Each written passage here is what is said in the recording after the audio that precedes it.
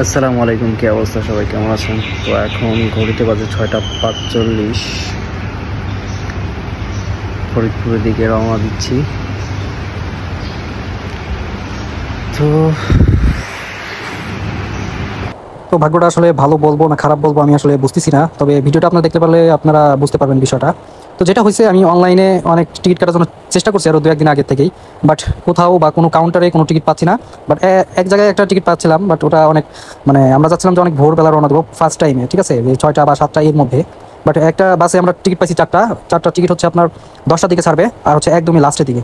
তো এই জন্য আসলে আর আমরা টিকিটটা কাটতে পারিনি, তাহলে হচ্ছে পদ্মা সেতুতে যেতে পারতাম। তো এই জন্য পরে ভাবলাম যে আচ্ছা ঠিক আছে, তাহলে আমরা পাটুরিয়া দৌলতদিয়াতে যাই। তো এখানে থেকেও আসলে আবারও একটা ঝামেলা হয়ে গেছে, সেটা হচ্ছে আমরা যে একটা ওভার নিয়েছিলাম, তো এটা হচ্ছে ফার্স্ট টাইমে আমরা চাচ্ছিলাম যে গাবতলী পর্যন্ত যাওয়ার জন্য।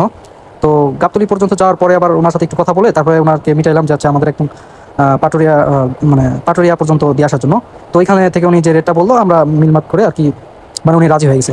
দেন আমরা রওনা দিলাম। বাট ওনার হচ্ছে উনি যে ওভারটা চালায়, তো উনি হচ্ছে আনপ্রফেশনাল, প্রফেশনাল না, ঠিক আছে। উনি হচ্ছে একটা জব করে, তো ওনার নিজেরই গাড়ি, বাট তার পাশাপাশি হচ্ছে এই যখন সময় পায় তখন হচ্ছে এই ওভার টোভার গাড়ি চালায়, ঠিক আছে।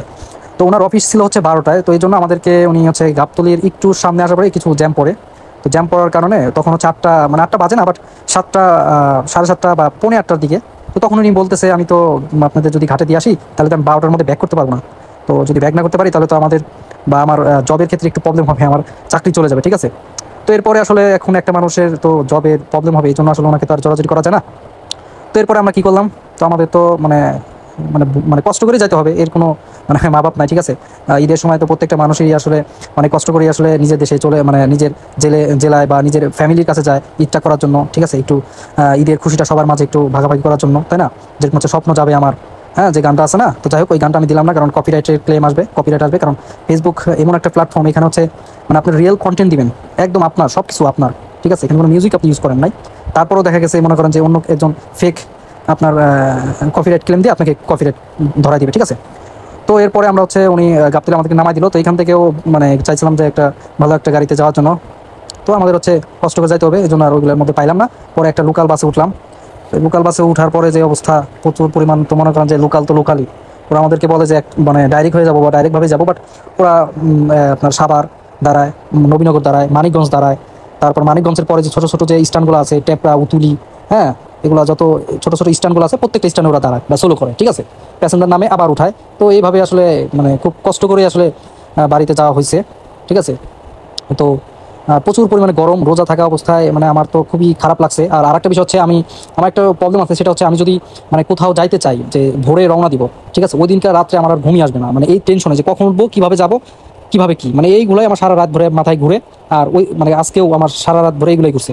আমি সাহারির আগেও ঘুমাতে পারিনি, সাহারি করার পরেও ফজর নামাজ পড়ে দিন একটু ঘুমানোর জন্য ট্রাই করতে, বাট সেটাও আমি পারিনি, ঠিক আছে। তো এই জন্য আসলে আমার মাথাটা প্রচুর পরিমাণে পেন করতেছে, প্রচুর পরিমাণে। আর হচ্ছে আমার একটু মাইগ্রেন একটু প্রবলেম আছে, তো এইটার কারণে আরও বেশি সমস্যার মধ্যে পড়ছি, তার মধ্যে হচ্ছে গরম, ঠিক আছে। তো এর জন্য মধ্যে আমার ব্যক্তিগত খুব কষ্ট হয়েছে আসলে বাড়িতে যাওয়া। তো আমি পাটুরিয়া ঘাটে চলে আসছি অলরেডি, বাস থেকে নেমে। দেন এখান থেকে একটা অটোতে করে আমরা হচ্ছে লঞ্চ ঘাটে যাবো। ফেরিতে যাইনি, কারণ ফেরিতে একটু সময় লাগবে। আবার আজকে হচ্ছে জুম্মার দিন, এটা হচ্ছে রমজান মাসে শেষ জুম্মা। তো চাইতেছি যে একটু কষ্ট হলেও একটু দ্রুত যায় জুম্মার নামাজটা আসলে পড়ার জন্য, ঠিক আছে। তো এটাই আর কি। তো আপনারা তো অনেক বক শুনলেন। তো আপনারা কে কোথায় ঈদ করবেন বা কে কোন জেলায় ঈদ করতে যাইতেছেন আমাদের একটু জানাবেন, ঠিক আছে। তো লঞ্চ ঘাটে আসলাম, লঞ্চ ঘাটের ভিতরে এখন যাব আমরা।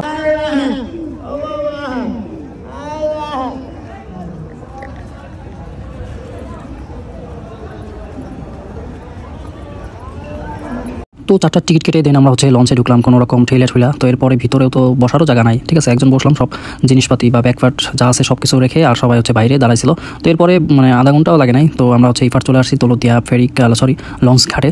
তো লঞ্চ ঘাটের থেকে আমরা এখন চলে যাব, আমাদের হচ্ছে অটো একটা দাঁড়ায় আছে, এটা হচ্ছে আমাদের এলাকার থেকেই অটো আসে। তো দেরি করবো না দেখে সব কিছু আগে থেকেই রেডি করে রাখছি। দেন আমরা হচ্ছে এই অটোতে করে ডাইরেক্ট হচ্ছে বাসায় চলে যাব। তো এই ভিডিওটা আপনাদেরকে কেমন লাগছে বা কে কবে বাড়িতে যাচ্ছেন, তো সবাই সাবধানে একটু যাবেন। বাট কারণ হচ্ছে এখন রাস্তাঘাটে প্রচুর পরিমাণে গাড়ি ঘোড়ার চাপ বেশি এবং মানুষেরও বেশি চাপ, আবার হচ্ছে রোজার মধ্যে গরমও বেশি। তো ভিডিওটা কেমন লাগলো অবশ্যই আমাকে জানাবেন। আর হচ্ছে বাসায় যে এখান থেকে যাচ্ছেন, আবারও বলে যাচ্ছি যে সাবধানে যাবেন, কারণ প্রচুর পরিমাণে গরম, প্রচুর এই গরমের কোনো মাপ নাই। তো আরও অনেক ভিডিও আসতেছে, আমরা ঈদের একটা ছোট্ট একটা ব্লগ করে আপনাদেরকে আমরা দেখাবো। তো আর তো 2-1 দিন পরেই হচ্ছে আমাদের মানে ঈদ চলে আসতেছে। তো সবাইকে অগ্রিম ঈদ মোবারক, সবাই ভালো থাকবেন, সুস্থ থাকবেন। আসসালামু আলাইকুম।